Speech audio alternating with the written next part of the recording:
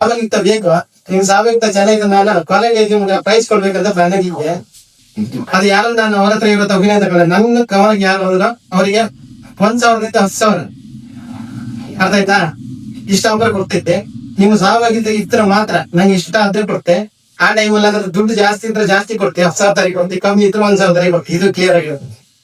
ಅದು ಉದ್ದೇಶ ಅಂತ ಆಯ್ತಾ. ರೈತರ ಉದಾಹರಣೆ ಆರೋಗ್ಯ ನಿಮ್ ಜೊತೆಗೆ ಏನಾದ್ರು ಟೆಕ್ನಿಕ್ ಅಷ್ಟೇ.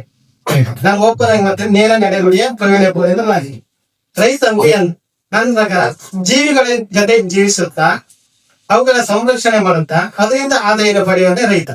ಕ್ಲಿಯರ್ ಆಯ್ತಾ. ರೈತ ಅಂದ್ರೆ ಜೀವಿಗಳ ಜೊತೆ ಜೀವಿಸುತ್ತಾ ಅವುಗಳ ಸಂರಕ್ಷಣೆ ಮಾಡುತ್ತಾ ಅದರಿಂದ ಆದಾಯ ಪಡೆಯುವಂತೆ ರೈತ. ನನ್ನ ಪ್ರಕಾರ ಅಷ್ಟೇ, ಬೇರೆ ಏನಿರೋ. ನಾವು ರೈತ ಯಾಕೆ ಆದ್ವಿ? ನಾನ್ ರೈತ ಯಾಕೆ ಹೇಳಿದ್ರೆ, ರೈತರು ಅಂದ್ರೆ ಇಲ್ಲಿ ಗಂಡು ಹೆಣ್ಣು ಬರ್ತಿಲ್ಲ, ಜಾತಿ ಧರ್ಮ ಬರ್ತಿಲ್ಲ, ಎಲ್ಲರೂ ಒಂದು, ಎಲ್ಲರೂ ಸಮಾನ. ಇಲ್ಲಿ ಶ್ರೀಮಂತರು ಬಡವರೆಲ್ಲ ಎಲ್ಲರೂ ರೈತ. ಆದ್ರಿಂದ ನಾನು ರೈತ ನನಗೆ ಇಷ್ಟಪಡ್ತೀನಿ.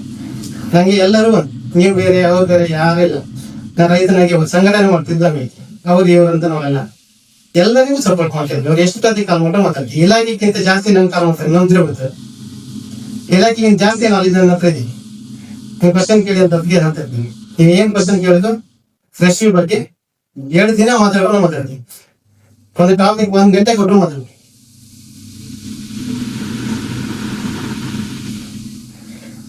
ರೈತ ನಾವು ಯಾಕೆ ಆಗ್ಲಿ ಈ ಕೋವಿಡ್ ಟೈಮಲ್ಲಿ ಗೊತ್ತಾಯ್ತಲ್ಲ ರೈತರ ತಾಕತೆ ಅಂತ. ರೈತರ ಮನೆಗೆ ಬೈದ್ರು ಕರೆಕ್ಟಾ. ಈಗ ಮತ್ತೆ ಯೂಸ್ ಆಗ್ಲಿ, ಗ್ಯಾಸ್ ಕೊಡೋದಿಲ್ಲ ಸೌದಿ ರೈತರ ಮಕ್ಕೆ ಬರ್ತಾ ಮರಳಿ ಮಣ್ಣಿಗೆ ನೀವೆಲ್ಲಿ ಬರೋ ಅಲ್ಲಿಗೆ ಈ ಮರಳಿ ಮಣ್ಣಿಗೆ ಇನ್ನೊಂದು ನೆನ್ಸ್ಕೊಂಡು ಈಗ ಟೆಕ್ನಾಲಜಿ ಬಂದೈತೆ. AI ಅಂದ್ರೆ ಮುಂದಿನ ದಿನದಲ್ಲಿ ಕೆಲಸ ಇರಲ್ಲ, ಕಮ್ಮಿ ಸುಲಭದ ಕೆಲಸ ಯಾವ್ದಿಲ್ಲ. ಏನ್ ಕೆಲಸ ಇದ್ರೆ ಇದಕ್ಕೆ ಏನ್ ಮಾಡೋದಂತಿಲ್ಲ. ಕೃಷಿ ಆ ಕೃಷಿಗೆ ಹೆಚ್ಚಿನ ಬರ್ಬೇಕ, ಆದಷ್ಟು ಇಂಟ್ರೆಸ್ಟ್ ತಗೊಂಡು ಈಗಲೇ ಮಾಹಿತಿ ತಗೊಂಡು ಒಳ್ಳೇದ ಟೆಕ್ನಾಲಜಿಯಿಂದ ನೆಕ್ಸ್ಟ್ ಪುನಃ ಮರಳಿ ಮಣ್ಣಿಗೆ ಬರ್ಲೇಬೇಕು. ಅಷ್ಟೊಂದು ರೈತರ ವ್ಯಾಲ್ಯೂ ಜಾಸ್ತಿ ಆಗುತ್ತಾ, ಇದೆಲ್ಲ ಗಮನಕ್ಕೆ.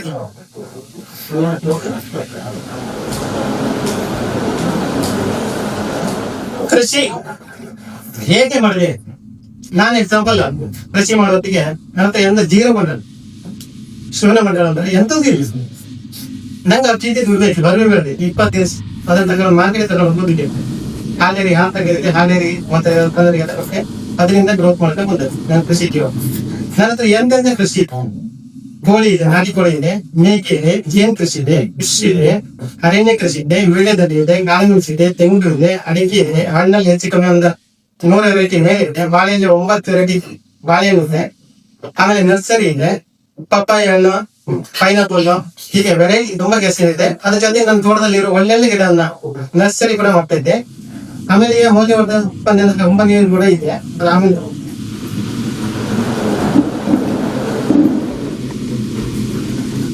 ಕೃಷಿ ಮಾಡೋದ್ರಿಂದ ಒಂದು ಆರೋಗ್ಯ ಸಿಗುತ್ತೆ, ನೆಮ್ಮದಿ ಸಿಗುತ್ತೆ, ಮತ್ತೆ ನಾವು ಸ್ವತಂತ್ರವಾಗಿ ಓದ್ಬೋದು.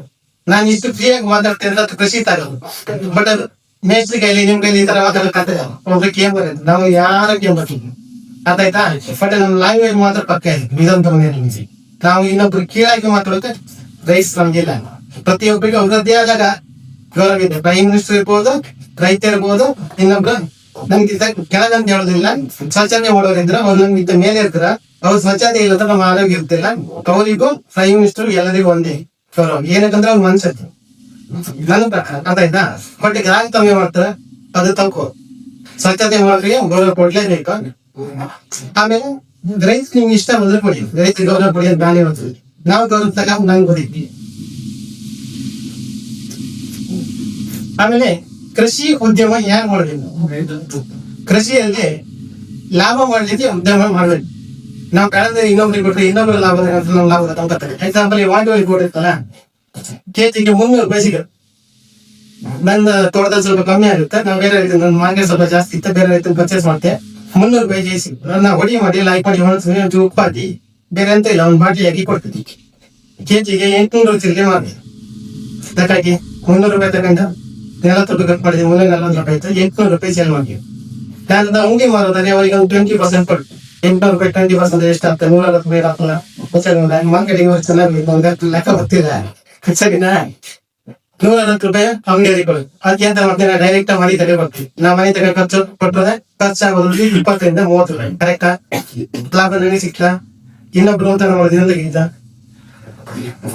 ನೈಸರ್ಗಿಕ ಐಟಮ್ ಅದು ಯಾರಿಗೆ ಬರ್ತೇನೆ ಅಂದ್ರೆ ನಾನು 4 ಮೇಲೆ ಕೊಡೋದು ಇಲ್ಲ ಸರ್ ಪ್ರಾಂಶುಗೋತ್ಸವ ಮನೆ ಅರ್ಥ ರೈತರು ಯಾರು ಬೀಜ ಕತ್ತೀನಿ ಅವ್ರು ಬಂದಂಗಳ ದುಡ್ಡು ಎಷ್ಟೇ ವಿಷಯ ಗೊತ್ತಾಯ್ತಾ? ನೀವು ಮಾತಿ ಅಂತ ಹೇಳ್ದೇವು ಗೊತ್ತೆ, ನೀವು ರೈತರ ತಗೊಂಡು ದುಡ್ಡು ಕೊಡಿ ಅದಕ್ಕೆ ಮಾರ್ಕೆಟ್ ವಿಷಯ ಅರ್ಥ ಈಗ ಅದು ಬೇಕು. ನಾವು ತೆಗೆದುಕೊಳ್ಳೋದಾಗೆ ಕಷ್ಟ ತಗೊಳ್ಳ ಫ್ರೀ ಕೊಡ್ತಾರೆ. ಏನೇ ಸರ್ ಐಟಮ್ ಚೆನ್ನಾಗಿತ್ತ, ಚೆನ್ನಾಗಿ ತಂದ್ಕೊಡೋದು ಸರ್, ತಂದ್ಕೊಡೋದು. ಆಮೇಲೆ ದುಡ್ಡಿಂದ ನಾವು ಗುಣಮಟ್ಟದ ಐಟಮ್ ಕೊಡೋದು, ದುಡ್ಡು ಕಮ್ಮಿ ಅಂತ ಕೊಡೋದಿಲ್ಲ. ವಾಟಿ ಹೊಡಿದಾರಲ್ಲ ಎಕ್ಸಾಂಪಲ್ ಹಾಗೆ ಮನೆ ಬೆಂಗಳೂರಿಗೆ ಬಸ್ ಕಳಿಸಿ ಅವ್ರಿಗೆ 120 ರೂಪಾಯಿ ಆಯ್ತು. ಅವಾಗ ಫೋನ್ ಮಾಡಿ ಹೇಳೋದು 120 ರೂಪಾಯಿ ಬಸ್ಗೆಯಾ? ನಾವು ಊರಾಗಿದ್ದಾರಲ್ಲ ಬಸ್ಗೆ ಕಾಣ್ತಿದ್ರ ಸರ್ 20 ರೂಪಾಯಿ ಸಿಗುತ್ತೆ ಸರ್, ನಮ್ಗೆ 120 ರೂಪಾಯಿ ಬಸ್ಗೆ ಎಂತಕ್ಕೆ ಸರ್ ರೇಟ್ ಗುಣಮಟ್ಟ ಕೊಡ್ತೀವಿ ಸರ್. ಆಮೇಲೆ ಮುಂದೆ ನಾವು ಮಾತಾಡ್ತಾ ಮುಂದೆ ಸರ್ ನಾನು ಸ್ಟ್ಯಾಂಡರ್ಡ್ ಗಿರಕಿ ಕೊಡವು ಅಲ್ಲೇ ಮಾತಾಡೋದೇನು ನೀವು ಚಿಲ್ತೆಗಿರ ನೀನು ಹಂಗೆ ಹೇಳಿದ ಸ್ಟ್ಯಾಂಡರ್ಡ್ ಗಿರಕಿ ಕೊಡು. ಅವ್ರು ಹೇಳ್ರು ಗೊತ್ತಾ ನಾವು ಚಿಲ್ತೆಗಿರಕಿ ಯಾರು ಸರ್ ನಾ ಹಂಗೆ ಹೇಳಿಲ್ಲ.